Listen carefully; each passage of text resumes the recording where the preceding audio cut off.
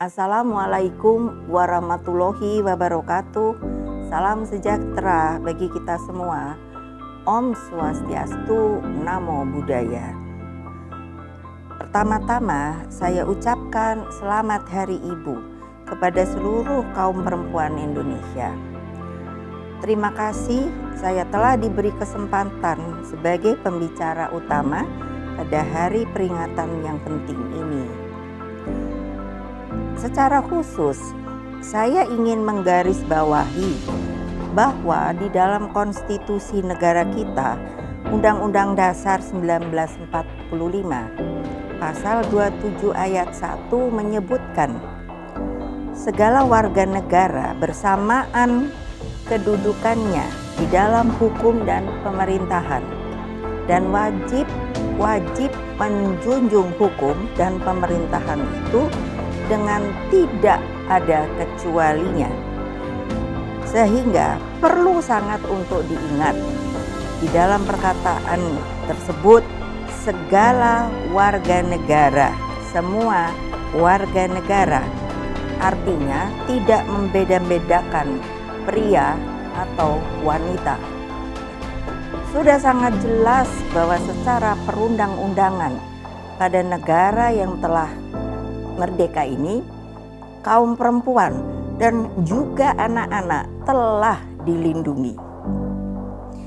Kalau kita melihat perundangan di Indonesia, begitupun apabila kita mengingat adanya Undang-Undang Persetujuan Konvensi Hak-Hak Politik Kaum Wanita tahun 1958, Undang-Undang Pengesahan Konvensi Penghapusan segala bentuk diskriminasi.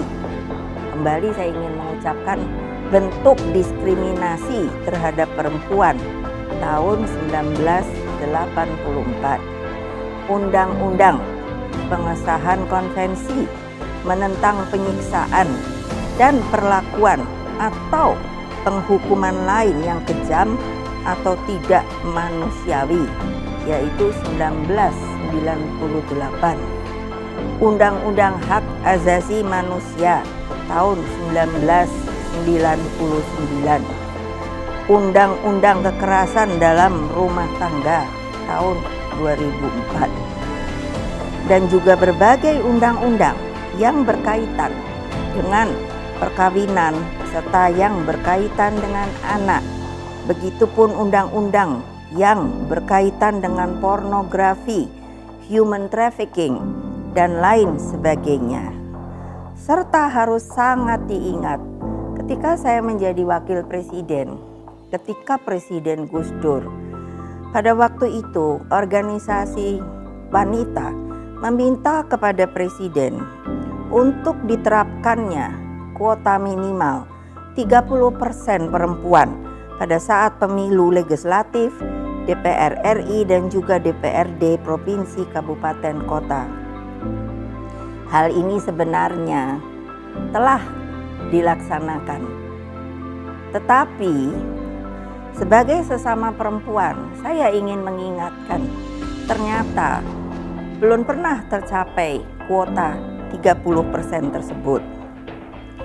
Ibu-ibu dan para perempuan Indonesia yang saya hormati, yang saya sayangi, belum lagi telah terbentuk Komnas HAM, Komnas Perempuan, Komnas Anak. Namun, ini sebuah pertanyaan, mengapa di dalam tatanan lapangan masih banyak hal-hal yang sangat kontradiktif, hal-hal yang justru tidak sesuai dengan yang kita sebut-sebut sebagai perlindungan bagi kaum perempuan dan anak. Kaum perempuan Indonesia, sebelum negara ini merdeka, kita mempunyai justru begitu banyak tokoh perempuan. Seperti ingin saya ingatkan, pada abad ke-7 dikenal seorang Ratu Shima, ratu penguasa kerajaan Kalingga di pantai utara Jawa Tengah. Tidak lupa Tribuana Tunggadewi, penguasa ketiga kerajaan Majapahit di abad ke-13 Dan pada abad ke-16 tercatat ada 4 ratu yang pernah memimpin di Kerajaan Aceh. Kita pun di Aceh memiliki seorang laksamana perempuan, pimpinan armada laut yang bernama Malahayati. Serta pada zaman menuju kemerdekaan, kita begitu banyak justru perempuan-perempuan yang dijadikan pahlawan masa kini. Kita sebut Cut Nyadin, Cut Metia, Marta Kristina Tiahahu, Raden Dewi Sartika, Nyi Ageng Serang, Maria Walandau Maramis, Rasuna Said, Andi Depu, Raden Ajeng Kartini, dan masih banyak yang lainnya yang tidak dapat saya sebutkan satu persatu.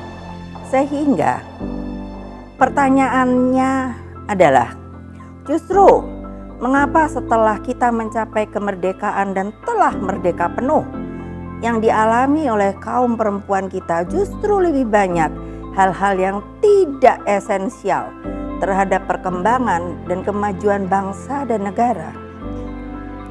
Banyak memang, bukan saya mengabaikan perempuan Indonesia yang secara individual itu telah mencapai prestasi, tetapi dibandingkan jumlah kaum perempuan di Indonesia, hal itu masih sangat minim.